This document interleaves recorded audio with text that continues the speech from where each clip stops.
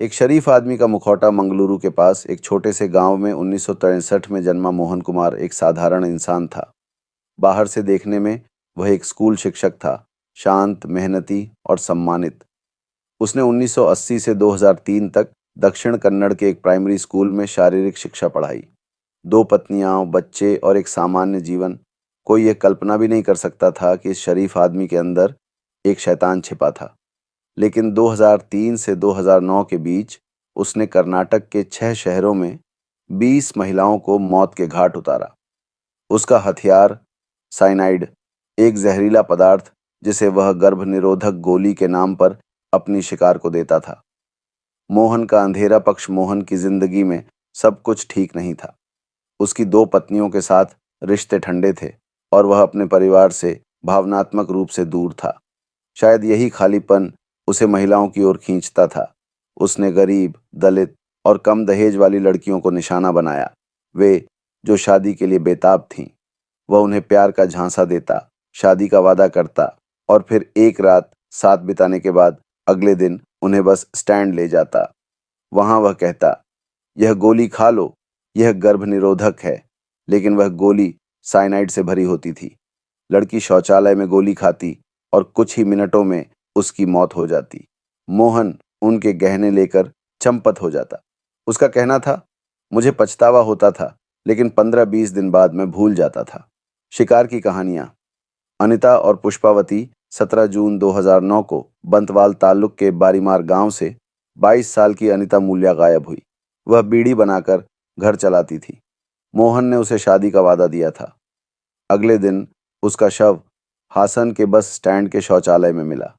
उसकी बहन ने बाद में मोहन को अखबार में देखकर पहचाना। एक दूसरी पीड़िता पुष्पावती केरल के कासरगोड की थी। 25 साल की ये लड़की एक हॉस्टल में रसोइया थी। मोहन ने उसे बेंगलुरु ले जाकर वही किया। रात को साथ बिताया, सुबह साइनाइड दी और उसके गहने लेकर भाग गया। इन लड़कियों के परिवारों का दर्द आज भी खत्म नहीं हुआ। पुष्पावती की बहनों को 9 साल तक शादी के प्रस्ताव नहीं मिले। समाज ने उन्हें कलंकित कर दिया।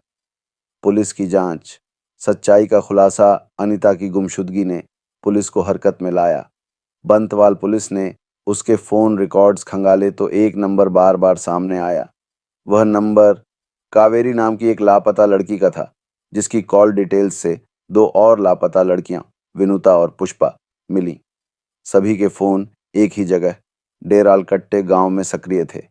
पुलिस ने मोहन के भतीजे धनुष से पूछताछ की, जिसके पास एक पीड़िता का फोन था। धनुष ने अपने चाचा मोहन की ओर इशारा किया।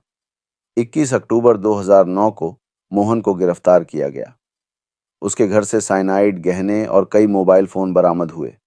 उसने कबूल किया कि उसने 20 महिलाओं को मारा, हालांकि उसने बाद में इससे इनकार कर दिया। अदालत और अंत मोहन पर 20 हत्याओं के लिए मुकदमा चला। उसने अपने केस खुद लड़े, शांत और बिना पछतावे के। 2013 में उसे अनिता की हत्या के लिए मौत की सजा मिली, लेकिन 2017 में इसे उम्र कैद में बदल दिया गया।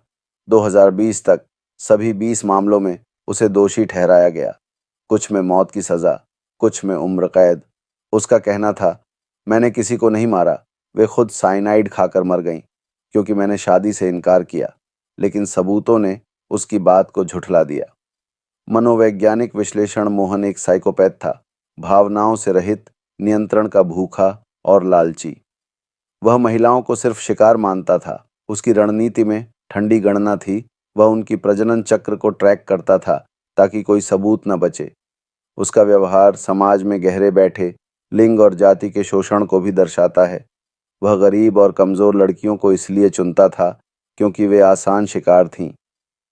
निष्कर्ष, साइनाइड मोहन की कहानी सिर्फ एक किलर की नहीं, बल्कि समाज की विफलता की कहानी है। यह हमें सिखाती है कि गरीबी, अशिक्षा और सामाजिक दबाव कैसे किसी को शिकार बना सकते हैं और एक शैतान को मौका दे सकते हैं।